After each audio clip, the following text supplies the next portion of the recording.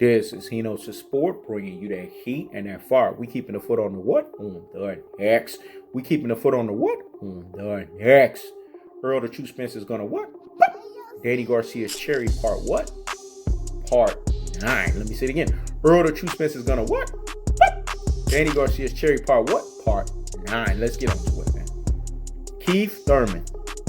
Things that make you say, Things that make you say, Part 9 is basically talking about these Cold War welterweights, i.e. second-tier welterweights. So you guys have to understand the Keith Thurmans of the world and how he operates.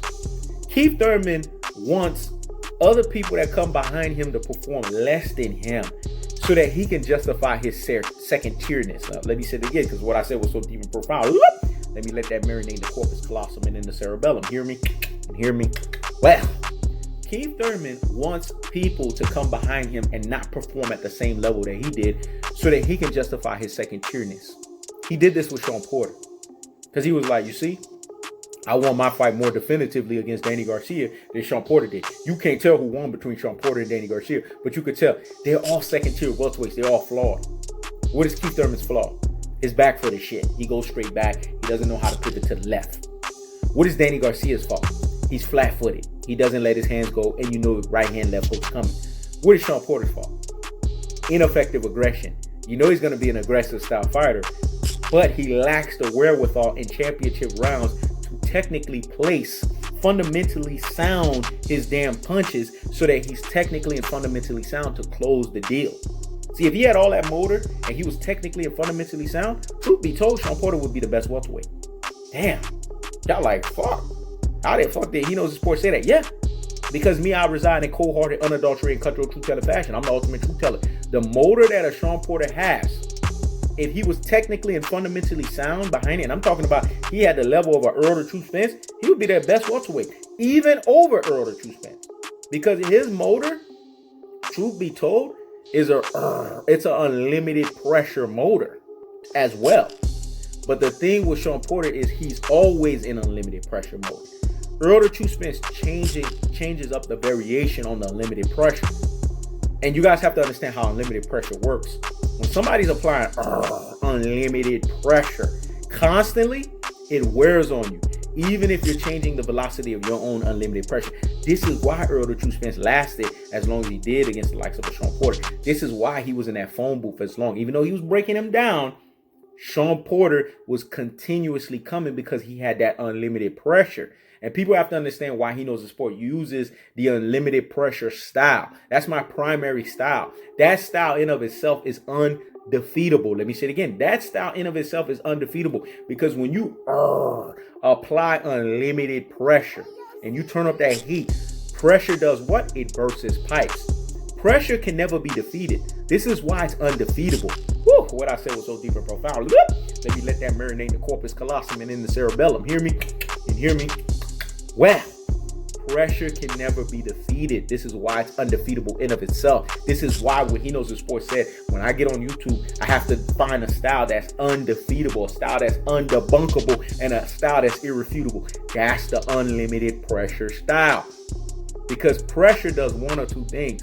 You can either be best friends with it, meaning stalemate the motherfucker, or it bursts his pipes. It makes you fold under the mighty blow of the Mononia of it. This is why pressure is undefeatable. Because even the best of us, when we're under pressure, we never beat pressure. We can only be best friends with it. You get it? So this is why pressure is undefeatable. And this is why He Knows the Sport style will never be defeated. Because when you're under pressure, regardless who you are, it's uncomfortable. Let me say it again. When you're under pressure, regardless who you are, it's uncomfortable. And if you keep turning up that pressure and you keep applying unlimited pressure, then it depends on the person. Eventually, everyone has a cap. And pressure does what? It bursts fucking pipes. So Shawn Porter, one thing he does well is his unlimited pressure style. And what people don't give Shawn Porter credit enough for is the fact that Shawn Porter's unlimited pressure style forced Errol the True Spence unlimited pressure style to have to fully activate. This is why he made Shawn Porter bend the proverbial fucking knee. Because in order to match unlimited pressure, you have to also have unlimited pressure. Woo! What I said was so deep and profound. Let me let that marinate in the corpus callosum and in the cerebellum. To match unlimited pressure, you have to have, therefore, unlimited pressure yourself. Shawn Porter had ineffective unlimited pressure. Earl the Truth Spence had tactical and strategic unlimited pressure. And tactical and strategic unlimited pressure will always defeat ineffective unlimited pressure. This was Shawn Porter's fallacy. This was his issue. This is why Earl the Truth Spence made him bend the proverbial fucking knee in the 11th round. But now we bringing it right back to Keith Thurman because I had to break that one down real quick in scientific mode. I had to make y'all get the notepads out and get to the damn scribbling so y'all understand where this boxing pedigree is at. Keith Thurman is a guy that likes to delude your mind. You think he's slick? Keith Thurman is one of those people that think he's so smart until he's fucking stupid. Let me say it again. He thinks he's so smart until he's fucking stupid. We've seen these people before. He knows the sport dealt with this with the reject Robin. You think you're so smart until you're fucking stupid. Let me say it again. You think you're so smart until you're fucking stupid. People like this talk two sideways out of their asses. And all you have to do is bring up the other side that reveals their asses. Woo! I'm dropping gems and I'm dropping jewels, though. People like this talk two sideways out of their asses. All you have to do is reveal the other side that showcases their asses. When Keith Thurman talks, you have to look at the hypocrisy that's associated behind it. Danny Garcia damn near injured you to the point to where you couldn't come back to boxing. He hit you with a shot that damn near fucked you up. But yet, you beat Danny Garcia. You of all people that have no back foot beat Danny Garcia. How do you think that Earl the Truth Spence is going to sit here and not perform better than you? He already did in the Shawn Porter fight. Because in the Shawn Porter fight, you showed yourself in unlimited pressure. Shawn Porter was hurting you. You barely edged that fight out, man. That was a what we would call draw damn near barely 7-5. But Earl the Truth Spence beat Shawn Porter 9-3, or I could at least say at worst 8-4. Let me say it again, 9-3 or at least 8-4.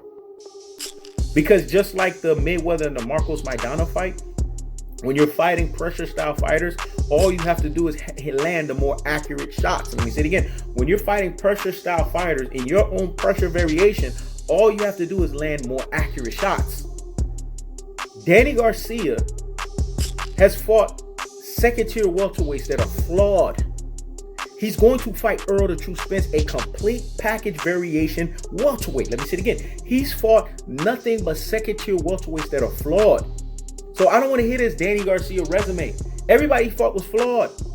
His best, most complete fighter that he fought was Lamont Peterson.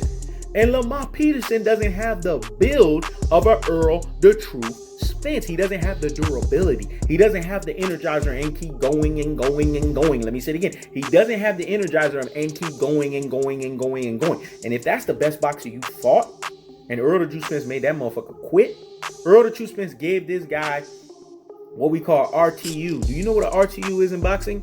That means it's the corner that makes you quit. The corner quit the fight because the fighter couldn't come back out. Let me say it again. A RTU in boxing is equivalent of basically the corner saying the fight is over. This is what Earl the Truth Spence did to Lamont Peterson. Lamont Peterson boxed the shit out of you. People say triangle theories don't work. In certain cases, they do. He knows the sport already debunked this shit. Let me say it again. People say triangle theories don't work. In certain cases, they do, and he knows the sport already debunked this shit. You want to know how a Earl the Truth Spence and a Danny Garcia fight is going to play out? Lamont Peterson is the common opponent that's going to reveal you how this fight is going to happen. Danny Garcia got exposed by Lamont Peterson. Earl the Truth Spence made Lamont Peterson quit. Basically, he retired the man from the sport. So when you recap this situation and you look at an Earl the Truth Spence that's focused, that's on his shit, in damn fucking fight shape, fine-tuning his weight, getting himself together, and you look at a Danny Garcia that's in Tony Montana mode, a Danny Garcia that's fat as fuck, damn near one tostada or one chalupa away from looking like Andy Ruiz, we see here a boxing stoppage. Earl the Truth Spence is going to fold Danny Garcia. He's going to stop him. And this is why the series is Earl the Truth Spence is going to pop Danny Garcia's cherry, because Danny Garcia is a cherry picker, and cherry pickers, you know what you do to them? You pop their freaking cherry. I keeps the foot on the what? On the X. I keeps the foot on the what? On the X. Keith Thurman, do yourself a favor and go back to playing flute, Titanic variation, and go sit down somewhere and what? Higgity fucking hush. This is He Knows the Sport. Check it out.